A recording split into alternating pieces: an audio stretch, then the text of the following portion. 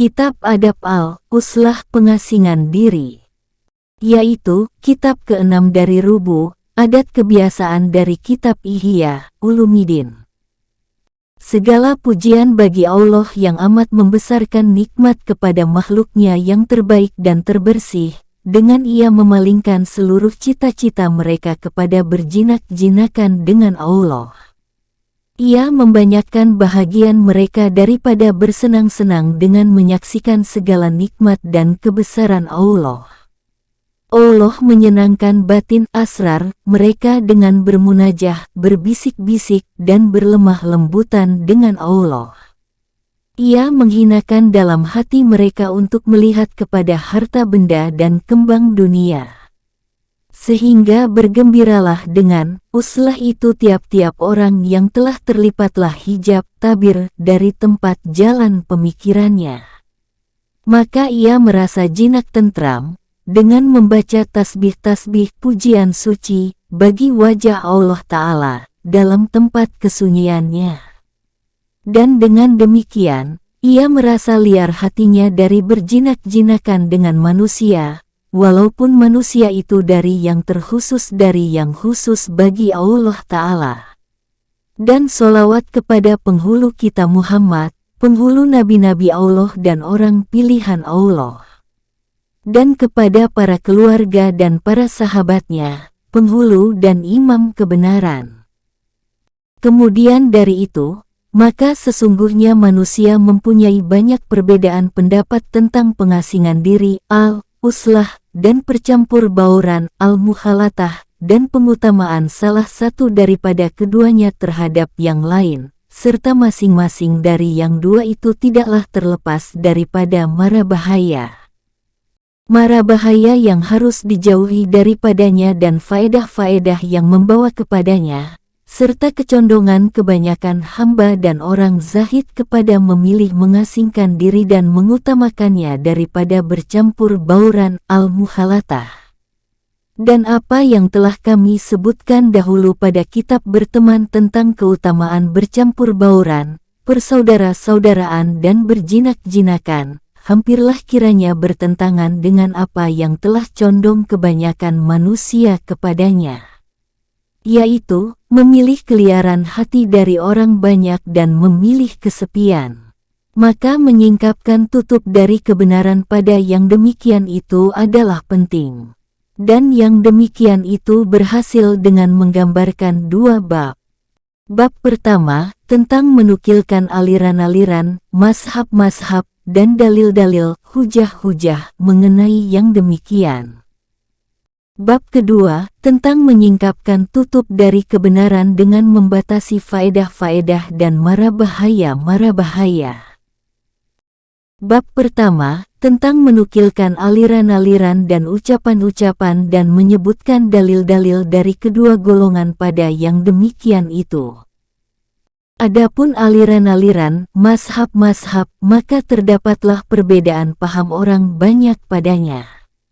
Dan perbedaan paham ini jelas di antara tabi'in, para pengikut sahabat atau angkatan sesudah para sahabat, yang beraliran kepada memilih mengasingkan diri dan mengutamakan mengasingkan diri daripada bercampur baur, ialah Sufyan ats-Tsuri, Ibrahim bin Adam, Daud at-Tai, Futlel bin Iyadil, Sulaiman al-Hawas, Yusuf bin Asbat, Hujaifah al-Marashi dan Bisir al-Hafi.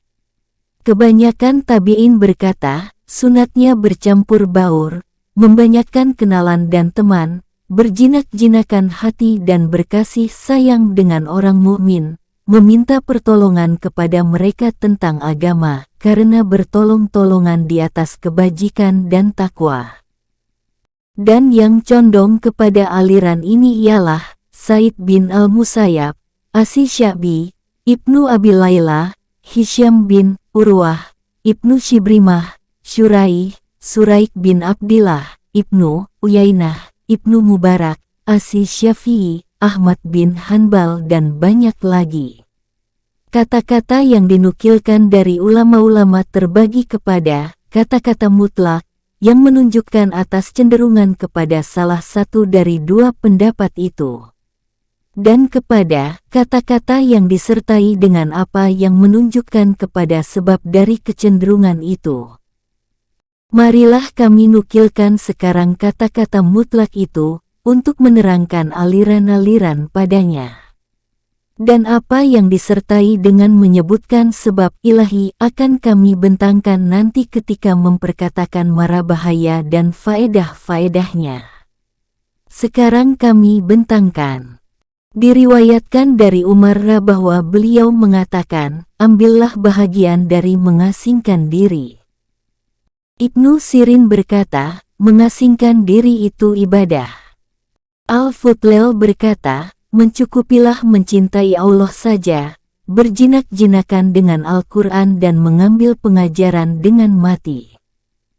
Ada yang mengatakan, ambillah Allah itu teman dan tinggalkanlah manusia itu di samping. Abu Rabi As-Sahid berkata pada Daud At-Tai, berilah kepadaku pengajaran. Daud At-Tai menjawab, puasalah dari dunia, jadikanlah pembukaanmu akhirat dan larilah daripada manusia seperti larimu dari singa. Al-Hasan berkata, kalimat-kalimat yang aku hafal dari Taurat, yaitu, merasa cukuplah anak Adam itu dengan apa yang ada bersifat al-qanaah, maka menjadi kayalah dia. Ia mengasingkan diri dari manusia, maka selamatlah dia. Ia meninggalkan nafsu syahwat, maka menjadi merdekalah dia. Ia meninggalkan sifat dengki, maka larilah sifat memelihara kehormatan diri, sifat muru'ah. Dan ia bersabar sedikit, maka merasa senanglah ia pada masa yang panjang. Wahib bin Al-Wad berkata, sampai kepada kami bahwa hikmat itu 10 bahagian. 9 bahagian daripadanya itu pada berdiam diri. Dan yang ke-10 pada mengasingkan diri daripada manusia. Yusuf bin Muslim berkata kepada Ali bin Bakar, alangkah sabarnya engkau sendirian. Dan Ali bin Bakar itu selalu di rumah. Maka Ali bin Bakar itu menjawab, adalah aku, sewaktu masih seorang pemuda, lebih banyak lagi sabar dari ini. Aku duduk-duduk bersama orang banyak dan tidak bercakap-cakap dengan mereka. Sufyan Ats-Tsuri berkata, inilah waktu diam dan terus-menerus di rumah. Setengah mereka berkata, adalah aku dalam sebuah kapal dan bersama kami seorang pemuda dari keturunan Sayyidina Ali. Maka ia berdiam bersama kami 7 hari. Tiada kami mendengar sepatah pun dari perkataannya. Lalu kami bertanya kepadanya, hai saudara, sesungguhnya kami dan engkau telah dikumpulkan oleh Allah semenjak seminggu lamanya. Kami tiada melihat engkau bercampur baur dengan kami dan tiada berkata-kata dengan kami. Lalu pemuda itu bermadah. Sedikit kesusahan, tak ada anak yang meninggal, tak ada urusan yang ditakuti akan hilang. Sudah ia menunaikan hajat semasa kecil, telah memfaedahkan pengetahuannya. Maka kesudahannya seorang diri dan diam. Ibrahim An-Nakhai berkata kepada seorang laki-laki, carilah ilmu fiqh, kemudian beruslah. Begitu pula kata Ar-Rabi bin Haytham. Ada yang mengatakan bahwa Malik bin Anas menghadiri jenazah mengunjungi orang sakit dan memberikan kepada teman-temannya akan hak-hak mereka. Maka ditinggalkannya yang demikian itu satu demi satu, sehingga ditinggalkannya semuanya. Dan ia mengatakan, tiadalah tersedia bagi manusia untuk menerangkan semua halangan yang ada padanya. Ada orang yang mengatakan kepada Khalifah Umar bin Abdul Aziz, jikalau dapatlah kiranya engkau memberi kelapangan waktu bagi kami. Maka beliau menjawab, telah hilanglah kelapangan waktu itu. Maka tiada kelapangan waktu lagi, selain pada sisi Allah Ta'ala. Al-Fudlail berkata, sesungguhnya aku memperoleh kebaikan seorang laki-laki padaku, apabila ia bertemu dengan aku, bahwa ia tiada memberi salam kepadaku. Dan bahwa apabila aku sakit, bahwa ia tiada mengunjungi aku. Abu Sulaiman Ad-Darani berkata, di waktu Ar-Rabi bin Haitsam duduk di pintu rumahnya, tiba-tiba datanglah sebutir batu, lalu memukulkan dahinya dengan keras dan melukakannya. Maka beliau menyapu darahnya dan berkata, sesungguhnya engkau telah diberi pengajaran, wahai Rabi. Lalu beliau bangun dan masuk ke rumahnya. Dan sesudah itu tiada lagi beliau duduk pada pintu rumahnya, sehingga jenazahnya dikeluarkan dari rumah itu. Sa'ad bin Abi Waqqas dan Said bin Zaid selalu tinggal di rumahnya di Al-Aqiq. Keduanya tidak datang ke Madinah untuk Jumat dan lainnya, sampai keduanya meninggal di Al-Aqiq. Yusuf bin Asbat berkata, aku mendengar Sufyan bin Ats-Suri berkata, demi Allah, yang tiada disembah, melainkan Dia. Sesungguhnya telah halallah al-uslah. Bishri bin Abdillah berkata, sedikitkanlah berkenalan dengan manusia. Sesungguhnya engkau tiada mengetahui apa yang akan ada pada hari kiamat. Jikalau engkau dalam keadaan yang buruk, niscaya yang mengenal engkau itu sedikit. Sebahagian daripada Amir masuk ke tempat Hatim al-Asyam. Lalu Amir itu bertanya kepada Hatim, adakah Tuan mempunyai hajat keperluan? Hatim menjawab, ada. Apakah hajat itu? Tanya Amir tadi. Hatim itu menjawab, bahwa engkau tiada melihat aku dan aku tiada melihat engkau dan engkau tiada mengenal aku.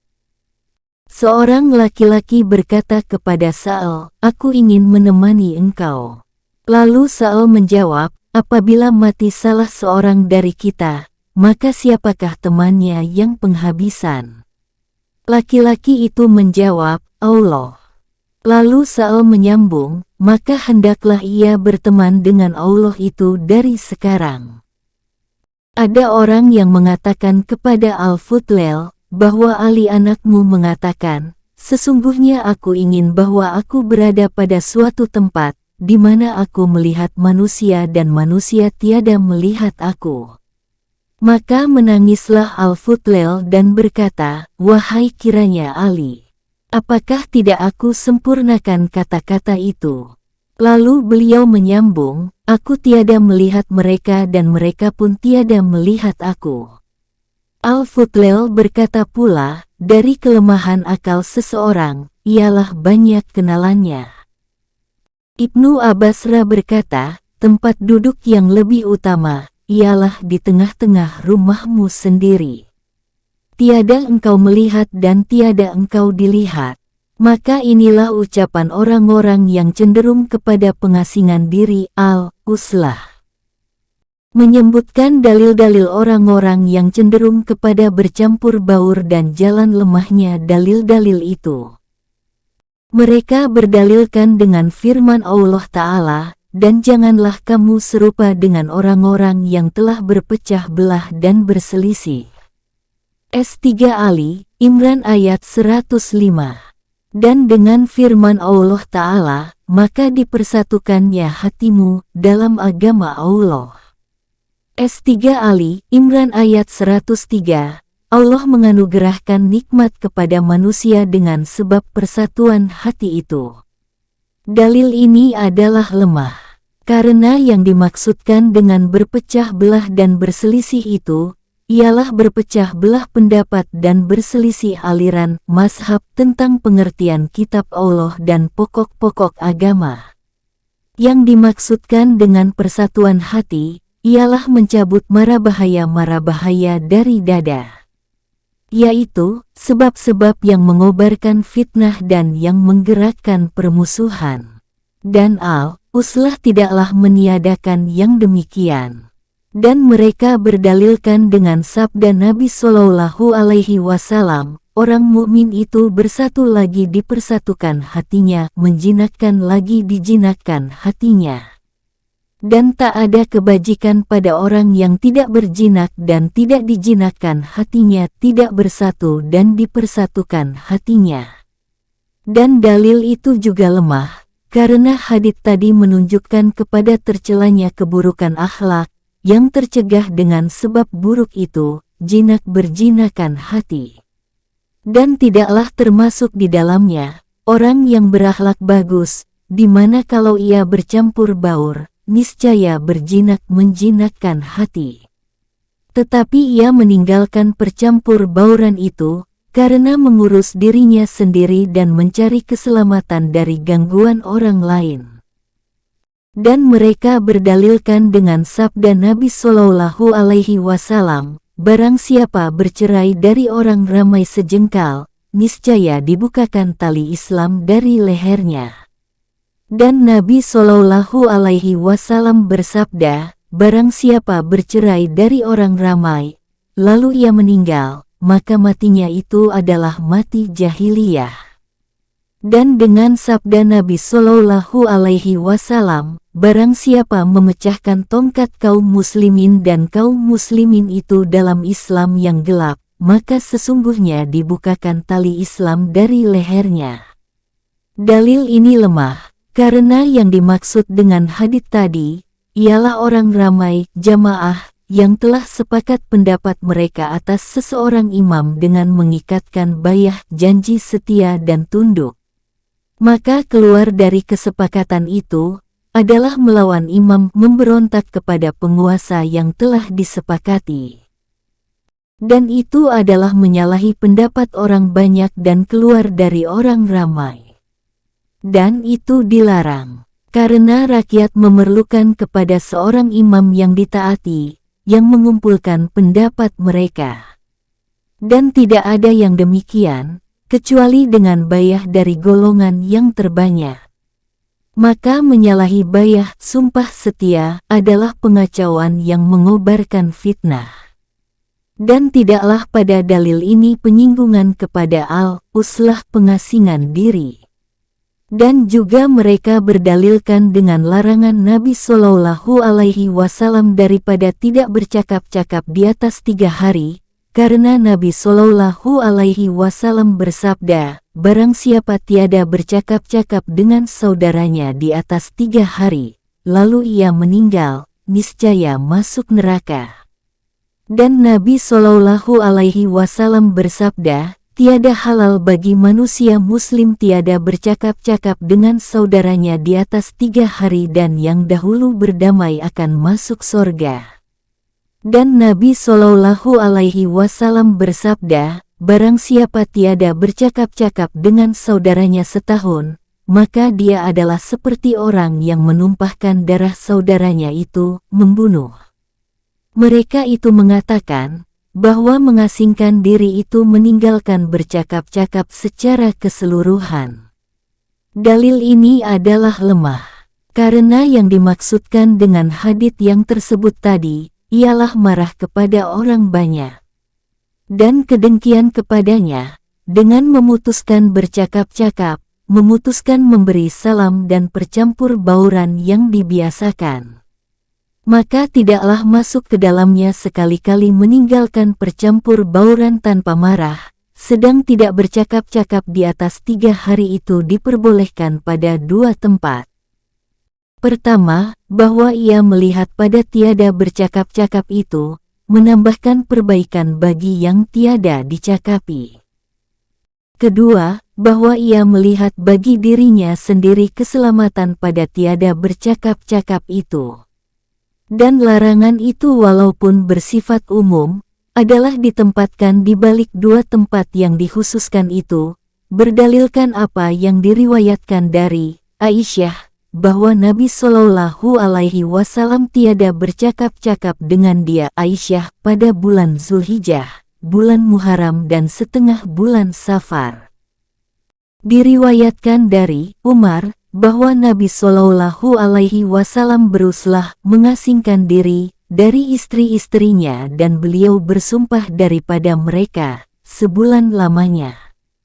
Beliau naik ke kamarnya dan kamar itu adalah tempat beliau menyimpankan segala sesuatu, khazanah. Maka tetaplah beliau di situ 29 hari. Tatkala beliau turun, lalu orang menanyakan kepadanya, sesungguhnya engkau di kamar itu 29 hari. Nabi Shallallahu Alaihi Wasallam menjawab, sebulan. Kadang-kadang sebulan itu 29 hari lamanya. Aisyah meriwayatkan bahwa Nabi Shallallahu Alaihi Wasallam bersabda, tiada halal bagi muslim, tiada bercakap-cakap dengan saudaranya di atas 3 hari, kecuali saudaranya itu termasuk orang yang tidak dirasa aman dari kejahatannya. Maka hadits ini tegas mengkhususkan yang umum itu.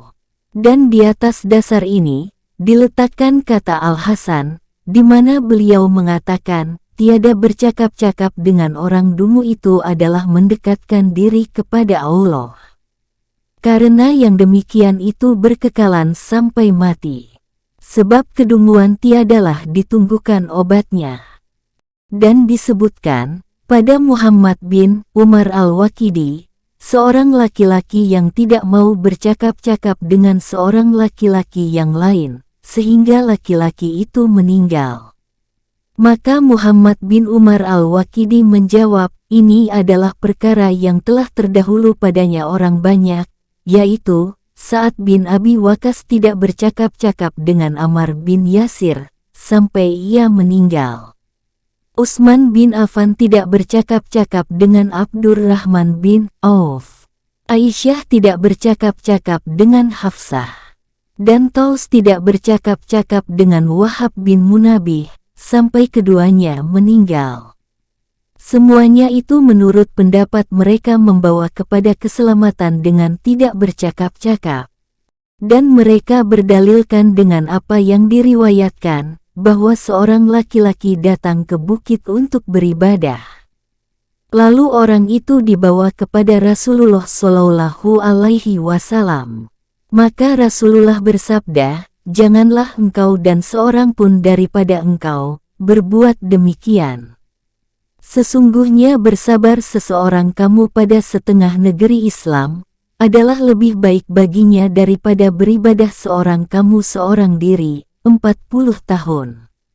Secara zahir, bahwa ini adalah karena padanya meninggalkan jihad, serta sangat wajibnya jihad itu pada permulaan Islam, dengan dalil yang diriwayatkan daripada Abu Hurairah, yang mengatakan, kami berperang bersama Rasulullah. Maka kami melalui suatu kaum, di mana padanya ada mata air yang bagus airnya. Lalu seorang dari kaum itu, berkata, jikalau aku mengasingkan diri dari manusia ramai, dan aku tidak berbuat demikian, sehingga aku terangkan kepada Rasulullah. Maka Rasulullah bersabda, jangan engkau berbuat yang demikian. Sesungguhnya kedudukan seorang kamu pada perang Sabilullah adalah lebih baik daripada salatnya dalam keluarganya, 60 tahun. Apakah kamu tidak menyukai bahwa Allah mengampunkan dosamu dan kamu masuk ke sorga? Berperanglah pada Sabilullah. Sesungguhnya barang siapa berperang pada Sabilullah di atas unta, niscaya ia dimasukkan Allah ke sorga.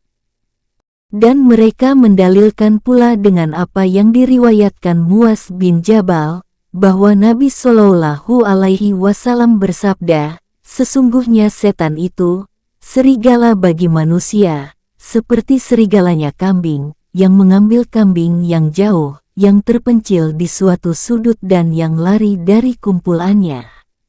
Jauhilah berpecah belah berfirkah-firkah dan haruslah kamu dengan rakyat umum, dengan orang banyak, dengan jamaah dan dengan masjid. Dan dimaksudkan dengan ini, ialah orang yang mengasingkan diri sebelum sempurna pengetahuannya. Dan akan datang keterangan yang demikian dan yang demikian itu dilarang, kecuali karena darurat. Menyebutkan dalil-dalil orang-orang yang cenderung kepada mengutamakan al-uslah mengasingkan diri. Mereka itu mengambil dalil dengan firman Allah Ta'ala, yang menceritakan tentang Nabi Ibrahim dan aku akan menghindar dari kamu dan dari apa yang kamu sembah, selain dari Allah dan aku memohon kepada Tuhanku, mudah-mudahan aku dalam memohonkan doaku itu tiadalah menjadi orang yang tidak beruntung. S19 Maryam ayat 48. Kemudian Allah Ta'ala berfirman, setelah ia menghindarkan diri dari mereka dan dari apa yang mereka sembah selain dari Allah itu, kami berikan kepadanya Ishak dan Yakub dan masing-masing kami jadikan nabi. S19 Maryam ayat 49, sebagai isyarat bahwa yang demikian itu adalah dengan berkat al-uslah. Dalil ini adalah lemah, karena bercampur baur dengan orang-orang kafir itu, tiadalah faedah padanya, selain mengajak mereka kepada agama. Dan ketika putus asa daripada sambutan perkenaan orang-orang kafir tadi, maka tak ada jalan, selain daripada meninggalkan tiada bercakap-cakap dengan mereka. Dan sesungguhnya yang diperkatakan di sini ialah tentang bercampur baur dengan kaum muslimin dan berkat barakah yang ada padanya. Karena menurut riwayat, bahwa orang bertanya kepada Nabi Shallallahu Alaihi Wasallam, wahai Rasulullah, apakah berwudhu pada kendi yang tertutup lebih engkau sukai atau pada tempat bersuci ini, di mana manusia bersuci padanya? Maka Rasulullah menjawab, pada tempat-tempat orang bersuci ini, karena mengharap barakah tangan kaum muslimin. Diriwayatkan bahwa Nabi Shallallahu Alaihi Wasallam tatkala telah selesai dari tawaf, lalu kembali ke sumur Zam-Zam untuk minum. Tiba-tiba ada tamar, buah kurma kering, yang direndamkan pada tempat mengumpulkan makanan dan sudah dicampur adukkan orang dengan tangannya. Mereka itu mengambil dan meminum airnya. Maka Nabi Shallallahu Alaihi Wasallam meminta minuman itu dengan bersabda, berilah minuman itu kepadaku. Lalu Abbas menjawab, bahwa buah nabis, buah anggur kering, ini adalah minuman yang telah dipermain-main dan dicampur adukkan oleh tangan-tangan orang. Apakah tidak aku bawakan kepadamu minuman yang lebih bersih dari ini, yaitu, dari kendi yang tertutup dalam rumah? Nabi Shallallahu Alaihi Wasallam menjawab, berilah kepadaku minuman dari ini, yang diminum orang banyak daripadanya. Aku mencari barakah tangan orang-orang muslim. Maka Nabi Shallallahu Alaihi Wasallam minum daripadanya. Jadi, bagaimanakah mengambil dalil dengan mengasingkan orang-orang kafir dan patung-patung berhala, kepada mengasingkan diri dari kaum muslimin? Sedang barakah banyak pada kaum muslimin itu. Orang-orang yang cenderung kepada mengutamakan al-uslah, mengemukakan pula dalil hujah dengan perkataan Musa, dan jikalau kamu tidak percaya kepadaku, beruslahlah daripadaku. S44 Ad-Duhan ayat 21. Sesungguhnya ia menuju kepada mengasingkan diri ketika putus asa dari mereka itu. Dan Allah Ta'ala berfirman tentang orang-orang yang mendiami gua Ashabil Kahfi, dan ketika kamu beruslah dari mereka, meninggalkan mereka, dan apa yang mereka sembah, selain Allah, maka carilah tempat perlindungan ke dalam gua, nanti Tuhan kamu akan menyebarkan kurnia-Nya kepada kamu. S18 Al-Kahfi ayat 16. Tuhan menyuruh mereka beruslah. Dan Nabi kita Shallallahu Alaihi Wasallam beruslah, memisahkan diri dari orang Quraisy, sewaktu mereka menyakiti dan memutuskan silaturahim dengan beliau. Beliau masuk ke kalangan rakyat, dan menyuruh para sahabatnya mengasingkan diri dari orang-orang Quraisy itu dan berhijrah ke negeri Habsah, Ethiopia. Kemudian, para sahabat tadi menyusuli Nabi Shallallahu Alaihi Wasallam ke Madinah sesudah ditinggikan Allah kalimahnya. Ini juga pengasingan diri dari orang-orang kafir sesudah merasa putus asa dari orang-orang kafir itu. Dan sesungguhnya Nabi Shallallahu Alaihi Wasallam tidaklah mengasingkan diri dari kaum muslimin. Dan tidak dari orang-orang kafir yang diharapkan keislamannya.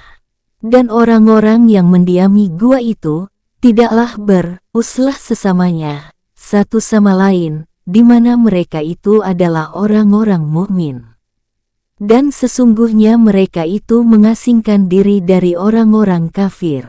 Sesungguhnya yang menjadi perhatian, ialah tentang beruslah dari orang-orang muslimin. Mereka itu membuat dalil dengan sabda Nabi Shallallahu Alaihi Wasallam kepada Abdullah bin Amir al-Jahani, sewaktu ia menanyakan, "Wahai Rasulullah, apakah yang melepaskan dari kejahatan?"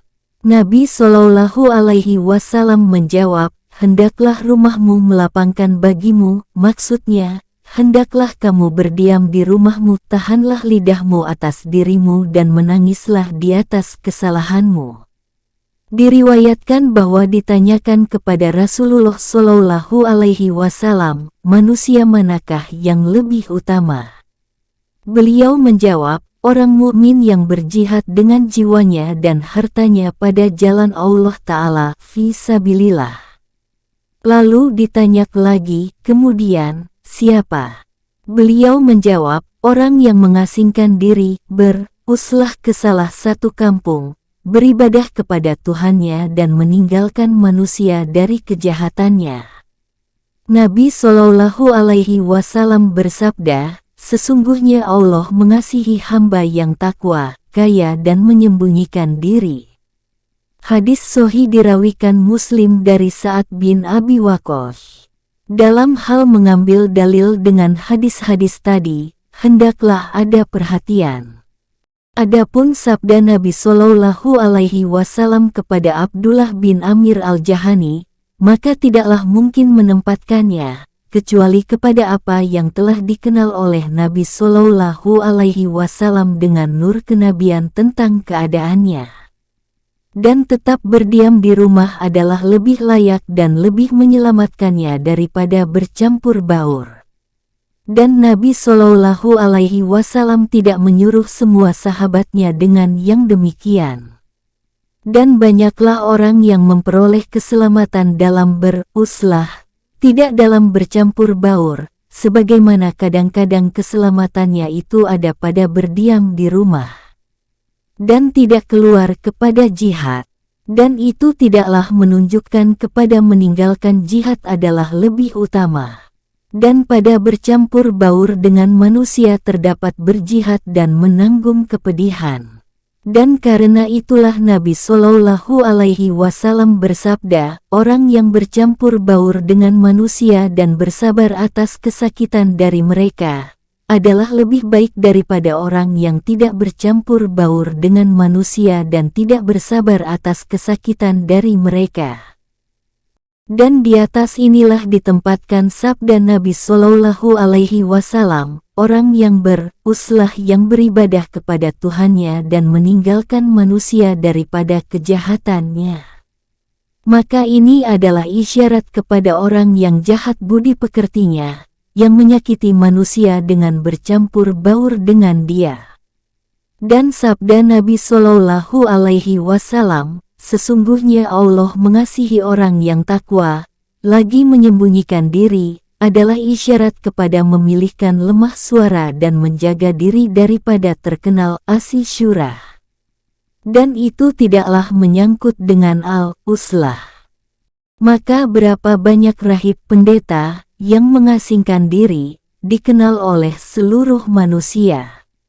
Dan berapa banyak orang yang bercampur baur, yang lemah suaranya tidak banyak suara, tak ada sebutan dan tak terkenal. Maka ini adalah mengemukakan sesuatu, yang tak menyangkut dengan al-uslah.